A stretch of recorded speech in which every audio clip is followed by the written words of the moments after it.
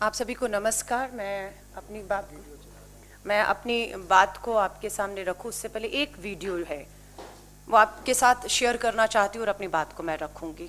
धन्यवाद।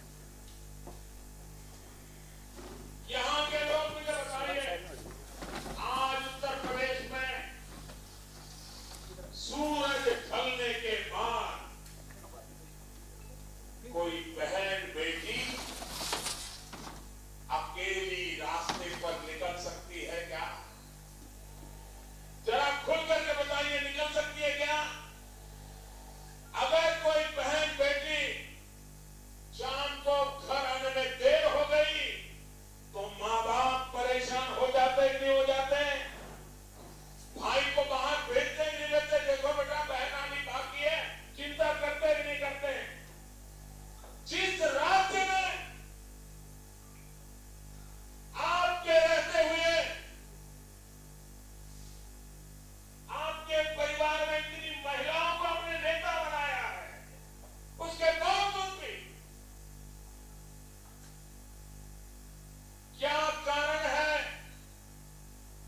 कि उत्तर प्रदेश की मां बेटी सलामत नहीं है? शाम को अकेली घर के बाहर निकल नहीं पाती है, क्या कारण? 8वीं 9वीं की बच्चियां इस बात के लिए परेशान है, स्कूल जाती है, सरफरे लड़के रास्ते में ऐसी भर्ती टोका टोकी करते हैं, बच्चियां स्कूल जाने से करती हैं। ये हालत उत्तर प्रदेश के सामान्य जीवन में आपने पैदा की। अब दुर्भाग्य यह है कि जमाने की बुराई से ज्यादा इस बुराई को आपकी पार्टी के नेताओं ने आश्रय देकर रखा है, गुंडाओं को बांध करके रखा है, और उसी का कारण है कि उत्तर प्रदेश का ये हाल करके रखा है। भाइयों बहनों, अगर हिम्मत हो, नेक इरादे हो, तो आप उत्तर प्रदेश में अच्छी कानून व्यवस्था कर सकते हैं। यही तो सरकार थी, यही तो मुलाजिम थे, यही तो दफ्तर थे, यही तो पुलिस वाले थे। लेकिन जब कल्याण सिंह को सेवा करने का मौका मिला, राजनाथ सिंह जी को सेवा करने का मौका मिला, भारतीय जनता पार्टी के मुख्यमंत्रियों को सेवा करने का अवसर मिला, ये सारे गुंडागर्दी करने वाले लोग या तो जेल में थे या सीधी लाइन पर चलने के लिए मजबूर हो गए।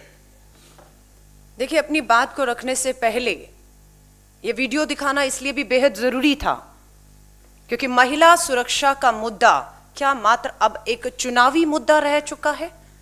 ये जो दहाड़ थी, ये 2017 उत्तर प्रदेश के चुनावों में देश के प्रधानमंत्री जी की ये दहाड़ थी, ये खामोश क्यों हो गई? ये सुनाई क्यों नहीं देती? आज हम सबको मालूम है 17 फरवरी कल उन्नाव में मात्र दलित बेटियों की बात नहीं है, कोई भी बेटी उत्तर प्रदेश में सुरक्षित नहीं रही। कल की घटना मानवता को शर्मसार करती है। एक बार फिर से प्रधानमंत्री जी ने अपने भाषण में कहा, शाम होते बेटियां घर से नहीं निकल पाती थी। ये बेटियां जो उन्नाव की तीनों नाबालिग बेटियां, 13 साल उम्र, 16 साल की उम्र और 17 साल की उम्र, खेतों में चारा लेने जाती हैं दोपहर को, शाम तक घर नहीं लौटती, परिवार उन्हें खोजने के लिए पहुंचता है, बेटियों के हाथ और पैर बंधे हुए और चारों तरफ झाग फैली हुई। परिवार बेटियों को लेकर अस्पताल पहुंचता है, 2 बेटियां वहां पर पहुंचते ही दम तोड़ देती हैं। एक बेटी 17 साल की जो जिंदगी और मौत के बीच में संघर्ष कर रही है, उम्मीद की जा रही थी सरकार संवेदनशीलता दिखाएगी, गंभीरता दिखाएगी और मांग उठ रही है कांग्रेस नेता प्रियंका गांधी जी ने भी लोगों की मांग के साथ आवाज मिलाते हुए मांग की है कि 24 घंटे लगभग होने वाले हैं, क्यों तीसरी बच्ची जो जिंदगी और मौत के मुंह में जूझ रही है उसे एयरलिफ्ट करके अभी तक जो मांग है कि भारत की राजधानी दिल्ली के एम्स में तुरंत लाया जाए। उस बेटी का जिंदा रहना अपराधियों तक पहुंचने के लिए, उन्हें फांसी के तख्ते पर पहुंचाने के लिए भी बेहद जरूरी है। लेकिन देखने में आ रहा है कि हाथरस की घटना में भी बेटी को इलाज में देरी की वजह से जब वो दिल्ली लाई गई देर हो चुकी थी और हाथरस की हमारी बेटी ने दम तोड़ दिया था। तब तक अभी भी सरकार किसका इंतजार कर रही है समझ से परे है।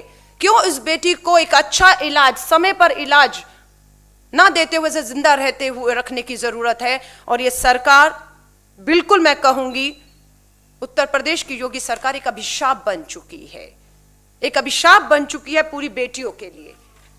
लगातार इस तरह की घटनाएं, अपराधियों में डर खत्म हो चुका है। यह घटना एक ताजा उदाहरण वापस हम सबके सामने है। नहीं है अपराधियों में खौफ और डर, और यहां तक कि यह बताया जाता है कि अपराधी तो खुले घूम रहे हैं। इस घटना में भी परिवार को जो है वो बंदी बना दिया गया है। क्यों परिवार तक मीडिया हो, कानूनी मदद हो, या जो उन्हें ताकत दे रहे हैं उन्हें पहुंचने से जो है ये सरकार की पहली कोशिश होती है उन्हें रोका जाए। श्री राहुल गांधी जी ने भी ट्वीट करके परिवार को पूरी तरह से यह यकीन दिलाया कि कांग्रेस इस न्याय की लड़ाई में पूरी तरह से पीड़ित और उसके परिवार के साथ खड़ी है, हम अन्याय नहीं होने देंगे। हाथरस के मामले में सड़कों पर आए, यहां पर भी अगर जरूरत पड़े, सरकार नहीं जागेगी तो सड़कों पर आना पड़ेगा। और उम्मीद ये की जाती है कि बेटी को इलाज मिले। ये महिला सम्मान, मानवाधिकारों को लगातार दिखने में आ रहा है, अपनी छवि बचाने के लिए कुचलते जा रहे हैं। लोग पूछ रहे हैं क्या ये है राम राज्य? क्या ऐसा होता है राम राज्य जहां पर अपराधी बेखौफ है और बेटियां डर और खौफ के साए में पल रही हैं? जब भूकंप आता है तो कहते हैं उसका एक एपिक सेंटर होता है, केंद्र होता है। अब तो ऐसा लगता है कि बेटियों के साथ देश में जो लगातार हर रोज बलात्कार और हत्याएं हो रही हैं उसका केंद्र जो है वो उत्तर प्रदेश बनकर रह गया है। सरकार पूरी तरह असंवेदनशील है, कोई गंभीरता इसमें देखने को नहीं मिलती है।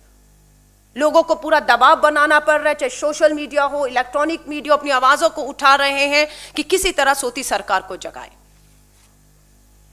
हमारे देश की महिला बाल विकास मंत्री बहुत से मुद्दों पर बेबाकी से बोलती हैं, हर भाषा में ट्वीट करती हैं। हमें समझ नहीं आ रहा है कि स्मृति ईरानी जी आपको कौन सी भाषा समझ आएगी जिस भाषा में हम आपको समझाएं।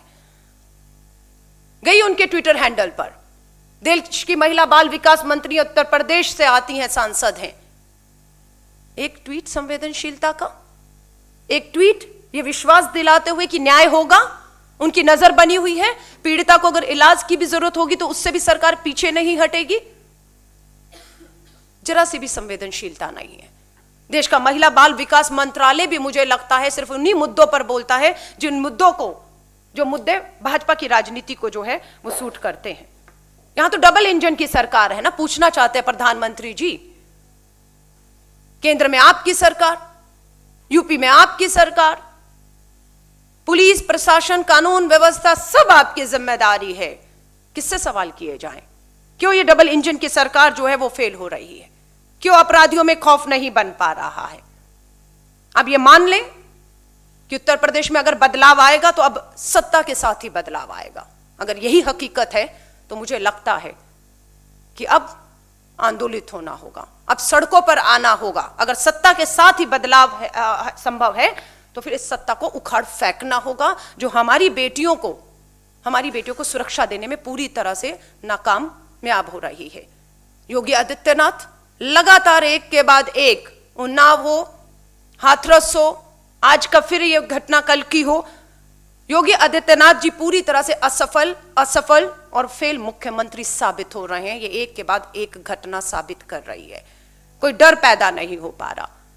बेटी बचाओ का नारा अब तो बिल्कुल ही यकीन हो चुका है, एक चेतावनी था कि भाजपा की सरकार आ रही है देश और उत्तर प्रदेश में, बेटी बचाओ। गंभीरता से लोगों ने नहीं लिया कि सरकार आ रही है और उस सरकार से ही अपनी बेटियां बचाना आज एक सबसे बड़ी चुनौती बन चुका है देश के लिए। आप सभी मीडिया साथियों से कहूंगी, खामोश कर दिया जाता है हर उस उठती हुई आवाज को जो इस सत्ता के खिलाफ उठती है, लेकिन ये आवाज पीड़िता और उसके परिवार के लिए उनके कानों तक पहुंचेगी तो यकीन है उस पीड़ित परिवार को भी न्याय की उम्मीद जिंदा रह पाएगी। वो हमारी बेटी जिसे अभी भी इलाज से, अच्छे इलाज से मैं कहूंगी वंचित रखा गया है, किन कारणों से नहीं समझ आ रही। हमने देखा है किसी वीआईपी को कुछ भी होता है, एक सेकंड के अंदर हवाई जहाज, प्लेन, डॉक्टरों की टीम खड़ी रहती है और तुरंत दिल्ली लाके उसे बस से बस अच्छे से अच्छा इलाज देने की कोशिश होती है। जब हमारी बेटियों के साथ जघन्य अपराध और जिंदगी और मौत के बीच में जूझती हैं तो कहां सरकार जो है वो पीछे हट जाती है। हम मांग करते हैं कि हमारी ये जो तीसरी 17 साल की नाबालिग बेटी जिंदगी और मौत से जूझ रही है उसे तुरंत दिल्ली शिफ्ट करके उसे अच्छा से अच्छा इलाज किया जाए ताकि अपराधियों तक हम लोग पहुंचने में कामयाब रहे, उन्हें सजा दे पाए और उदाहरण पेश कर पाए। आज सच में बहुत दुख और पीड़ा के साथ कहना पड़ रहा है कि ये घटनाएं रुकने का नाम नहीं ले रही, क्योंकि प्रधानमंत्री जी ने अपने भाषण में भी इस बात का जिक्र किया कि इच्छा शक्ति होना बेहद जरूरी है। सत्ता होना एक बात है, उस सत्ता में जो बैठा है क्या उसकी नीयत और उसके पास इच्छा शक्ति है? उस चीज का अभाव पूरी तरह से लगातार हम देख रहे हैं। प्रधानमंत्री जी से हाथ जोड़कर निवेदन करना चाहेंगे कि बेटियों के साथ हो रहे जघन्य अपराध राजनीतिक मुद्दा नहीं हो सकते, लेकिन 2017 के उत्तर प्रदेश के चुनाव का आपका भाषण, आपकी ये हुंकार, आपकी ये ललकार जो कहीं ना कहीं खामोश और शांत हो चुकी है, क्योंकि आपको भी पता है उंगली आपकी सरकार पर, आपके उन नेताओं पर उठ रही है जो कहीं ना कहीं अपराधियों के समर्थन में या उनकी ताकत बन जाते हैं और पीड़िता न्याय से दूर चले जाता है। उम्मीद करते हैं ये बात देश के प्रधानमंत्री नरेंद्र मोदी जी के कानों तक पहुंचेगी। हाथरस के मामले में उन्होंने आगे बढ़कर एसआईटी के गठन की बात की थी।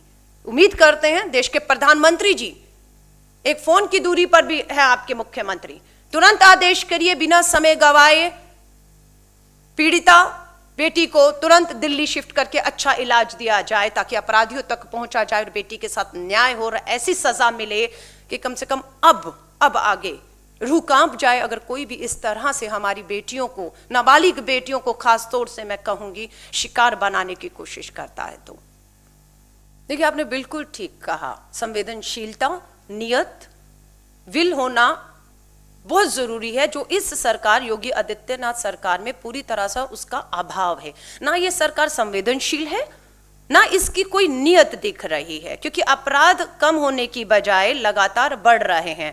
अपराधियों में खौफ खत्म हो रहा है, ये घटना फिर ये बताती है। न्याय नहीं मिल पा रहा है, ये दिखता है कि बेटी को समय पर जो इलाज मिलना चाहिए वो भी उसको वंचित रखा जा रहा है। इवन कि यहां तक की मांग उठी है, जो 2 बेटियों ने दम तोड़ दिया है उनका पोस्टमार्टम भी जो है वो दिल्ली के एम्स में करवाना चाहिए, क्योंकि पोस्टमार्टम के साथ भी हमने देखा पुराने जो मामले हुए छेड़छाड़ करके उसे किसी तरह जो है इस तरीके से दिखाया जाता है कि वो तो एक घटना, हादसा था, वो इस तरह का अपराध नहीं था।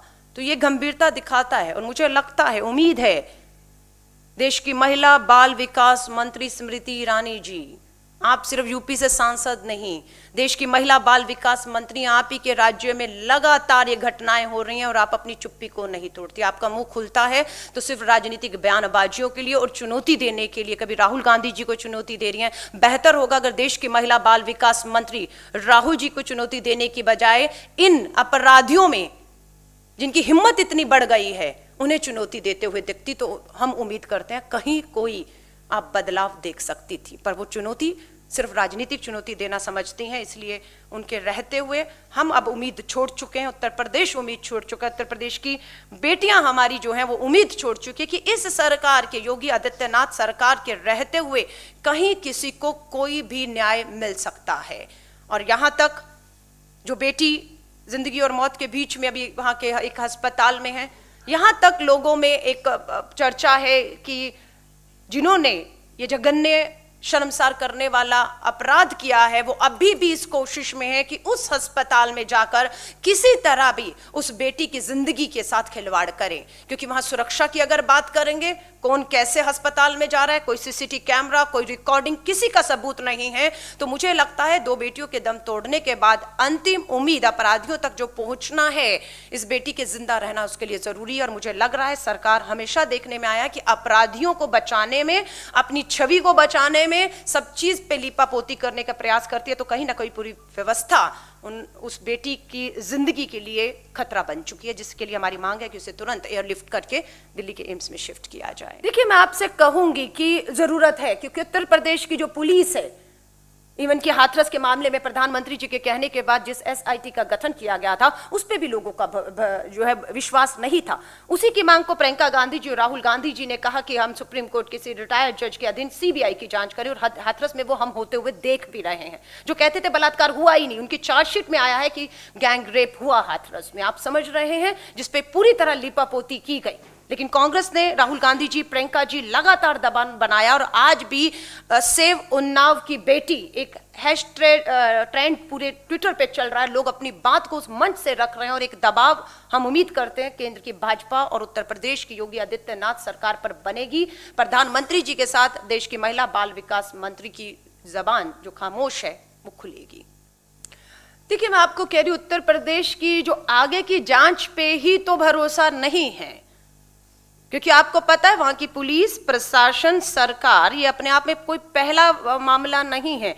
पुराने मामले, उन्नाव और यही हाथरस का मामला आपके सामने पहले भी आया है कि किस तरीके से पहली लाइन ले ली जाती थी कि जो है वो असली में है ही नहीं। ये साबित करने की प्रयास अंत तक होते रहे, तो विश्वास उठ चुका है। और कोई भी आप जब न्याय की बात करते हैं, वो न्याय आप तब उम्मीद करते हैं जब आपको विश्वास हो। आपको विश्वास जनता का खत्म हो चुका है उत्तर प्रदेश की योगी सरकार के पास। और मैं साफ एक बात कहूंगी, कहते हैं ना, दुश्मन भी एक घर छोड़ देता है।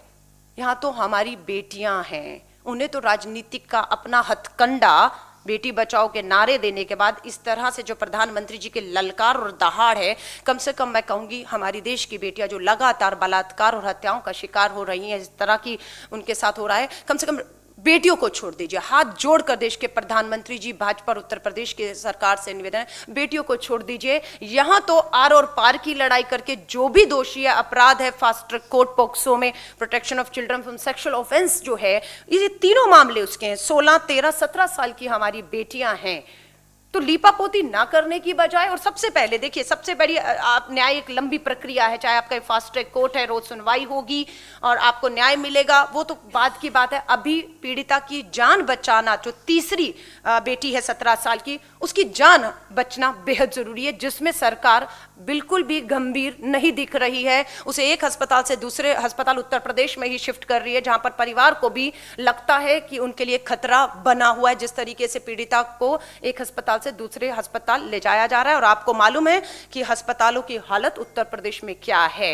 तो इसीलिए हम मांग कर रहे हैं कि उन्हें तुरंत, बिना अब देरी किए, क्योंकि 24 घंटे लगभग होने वाले हैं, 1 घंटे का सफर नहीं है, एयरलिफ्ट करके बेटी को बचाया जाना प्राथमिकता है। बाकी लंबी लड़ाई है, बिल्कुल कांग्रेस नेता राहुल गांधी जी ने कह दिया, लड़ाई जितनी भी लंबी हो, कितनी भी कठिन हो, लेकिन हम बेटियों की सुरक्षा को लेकर बिल्कुल, हम इस तरह से अगर सड़कों पे भी आना होगा, इस सरकार को मजबूर करना होगा, तो हम करेंगे। लेकिन सरकार संवेदनशील, गंभीर नहीं है, नियत नहीं है, ये इस मामले ने दोबारा एक बार साबित किया है। देखिए, बिल्कुल आपका बैकग्राउंड क्या है, आप प्रशासनिक हैं, गवर्नेंस, और उत्तर प्रदेश राज्य कोई छोटा मोटा राज्य नहीं है, सबसे बड़ा राज्य आता है। उस राज्य की कानून व्यवस्था, प्रशासन को चलाना, उसमें पूरी तरह साबित हुआ है कि योगी आदित्यनाथ जी का अपना जो बैकग्राउंड है उसका लाभ नहीं मिल रहा है, पूरी तरह से फेल हो चुके। इवन कि प्रधानमंत्री नरेंद्र मोदी जी ने अपने भाषण में अपने ही जो 2 पूर्व मुख्यमंत्रियों का जिक्र किया, जिसमें राजनाथ सिंह जी का भी जिक्र किया कि उनके समय पर ऐसा था, तो प्रधानमंत्री जी को मान लेना चाहिए